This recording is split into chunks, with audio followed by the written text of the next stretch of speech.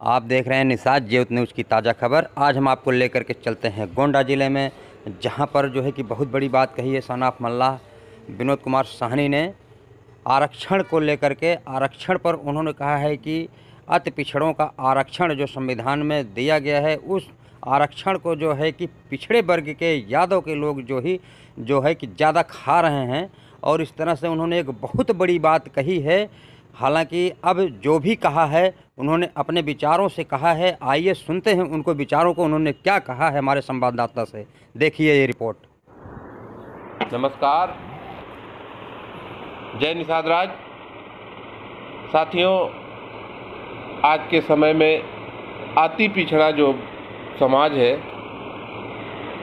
पिछड़ों में जो अति पिछड़े हैं उनका सबसे ज़्यादा शोषण पिछड़े यानी यादव जो नए सामंतवादी हैं ये लोग ही ज़्यादा कर रहे हैं। चाहे किसी भी प्रदेश में देख लिया जाए तो अति पिछड़ों का शोषण सबसे ज़्यादा यादव कर रहे हैं, ये नए सामंतवादी हैं। सवर्णों से अब उतना खतरा अति पिछड़ों को नहीं है जितना यादवों से है। हर जगह यादव लूटपाट मचाते हैं, चाहे नौकरी हो, चाहे पिछड़ों के नाम से 27% का जो आरक्षण उसमें सारा यादव को चाहिए।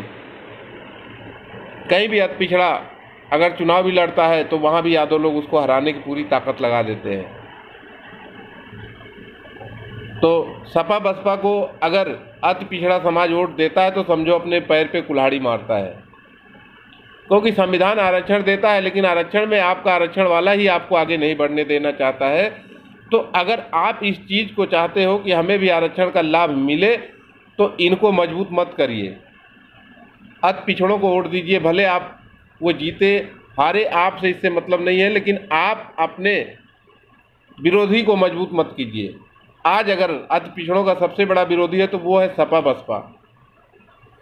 38 सीट उत्तर प्रदेश में मायावती जी को बहुजनों के नाम पे मिली है, लेकिन उसमें टिकट कितना दिया है बहुजनों को? पार्टी बहुजनों की है और टिकट दे रही है सवर्णों को। अखिलेश यादव को 38 सीट मिली है, उसमें से उनके घर का कोई शायद छूटा नहीं है जिसको उन्होंने सीट न दिया हो। आखिर क्यों?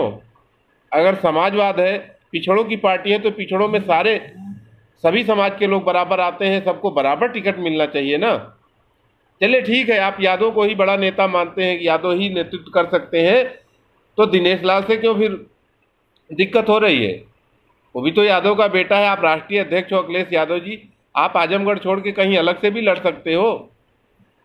आप समाजवादी नहीं हो, आप यादववादी हो, यादव परिवार के नेता जातिवादी हो। अगर जातिवादी नहीं होते तो आप कहीं से भी चुनाव लड़ते और जीत जाते।